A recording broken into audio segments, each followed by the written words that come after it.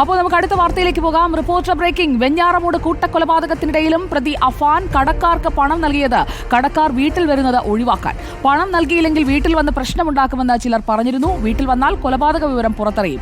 കടക്കാർ വീട്ടിലേക്ക് വരുന്നത് തടയാനാണ് മുത്തശ്ശിയുടെ മാല പണയപ്പെടുത്തി പണം നൽകിയതെന്ന് അഫാന്റെ മൊഴി. റിനു ശ്രീധർ നമുക്കൊപ്പം എത്തുന്നു. റിനു ശ്രീധർ, അതീവ ബുദ്ധിമാനാണ് അഫാൻ എന്നതുകൂടി ബോധ്യപ്പെടുകയാണല്ലോ. 1.5 പവന്റെ മാല പണയം വെച്ച് കിട്ടുന്ന 74,000-ൽ നിന്ന് കടക്കാർക്കുള്ള 40,000 കൃത്യമായി എത്തിച്ചു കൊടുത്തു ഈ കൊലപാതകത്തിനിടയിലും എന്നത് ഈ ഒരു ക്രിമിനൽ മനോഭാവത്തോടുകൂടി കൃത്യം നിർവഹിക്കുന്നതിനിടയിൽ ചെയ്തു എന്നുള്ളത് അത് എടുത്തു പറയേണ്ട കാര്യം തന്നെയല്ലേ?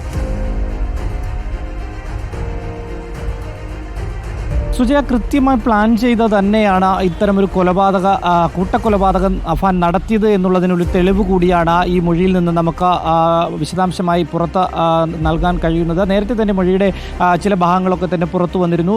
ഇപ്പോൾ ഏറ്റവും പുതിയൊരു കാര്യം നമുക്ക് നൽകാൻ കഴിയുന്ന ഇക്കാര്യം കൂടിയാണ്. കാരണം ഈ പലിശയ്ക്ക് പണം വാങ്ങുകയും പലിശ ഈ ദിവസം കൊടുത്തില്ലെങ്കിൽ വീട്ടിൽ വന്ന വലിയ രീതിയിൽ പ്രശ്നമുണ്ടാക്കുമെന്നും അഫാനെ ഈ പണം കൊടുത്തവർ പറഞ്ഞിരുന്നു. തുടർന്നാണ് അഫാൻ അന്നേ ദിവസം ഈ കൃത്യം ചെയ്യുവാൻ വേണ്ടി തീരുമാനിക്കുകയും ചെയ്തത്. പക്ഷേ ഈ കൃത്യങ്ങൾ ഓരോ കൊലപാതകങ്ങളായി ചെയ്യുമ്പോൾ ഈ പലിശയ്ക്ക് പണം വാങ്ങിയവർ ഈ വീട്ടിലേക്ക് വന്നാൽ എല്ലാവരെയും കൊന്ന ഈ കൃത്യം പൂർണ്ണതയിലെത്തിക്കുവാൻ വേണ്ടി കഴിയില്ല എന്നുള്ളത് അഫാന് കൃത്യമായി അറിയാമായിരുന്നു. തുടർന്നാണ് ഈ പിതാവിൻ്റെ മാതാവിൽ നിന്ന് ഈ മാല എടുത്തുകൊണ്ടുവന്ന് പണയം വെച്ച് ഈ പണം തൻ്റെ സ്വന്തം അക്കൗണ്ടിൽ നിക്ഷേപിക്കുകയും എന്നിട്ട് ഗൂഗിൾ പേ വഴി ഇവർക്ക് അയച്ചു കൊടുക്കുകയും ചെയ്തത്. ഈ കാരണത്താൽ ഇവർക്ക് ഈ വീട്ടിലേക്ക് വരാനോ അല്ലെങ്കിൽ മറ്റു രീതിയിലുള്ള ബുദ്ധിമുട്ടുകളോ ഉണ്ടാക്കാൻ കഴിയില്ല, ഈ കൊലപാതകങ്ങളൊന്നും തന്നെ സൽക്കാലം പുറത്തറിയില്ല എന്നുള്ള ഒരു കൃത്യമായിട്ടുള്ള ഒരു ധാരണ അഫാൻ ഉണ്ടായിരുന്നു എന്നുള്ളതാണ് ഈ മൊഴിയിൽ നിന്ന് നമുക്ക് മനസ്സിലാക്കാൻ കഴിയുന്നത്. എന്തായാലും ഈ കേസുമായി ബന്ധപ്പെട്ടുകൊണ്ട് അഫാന്റെ പിതാവ് റഹീമിന്റെ മൊഴി ഇപ്പോൾ വെഞ്ഞാറമൂട് പോലീസ് സ്റ്റേഷനിൽ രേഖപ്പെടുത്തുകയാണ്.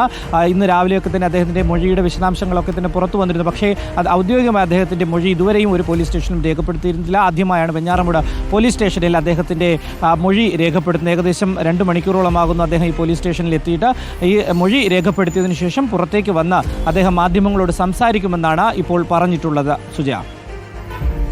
ഓക്കെ, റിനു ശ്രീധറാണ് വിവരങ്ങളുമായി നമുക്കൊപ്പം ചേർന്നത്. വെഞ്ഞാറമൂട് കൂട്ടക്കൊലപാതകത്തിൽ എത്ര ആസൂത്രിതമായാണ് കൊലകൾ ഓരോന്നും. അതിനിടയിൽ പണയം വെക്കാനും പണം കൊടുക്കാനും ഒക്കെ സമയം കണ്ടെത്തിക്കൊണ്ടുള്ള ഒരു കൊലയാളിയുടെ ആക്ടിവിറ്റിയാണ് ഇപ്പോൾ വെളിച്ചത്തേക്ക് വരുന്നത്.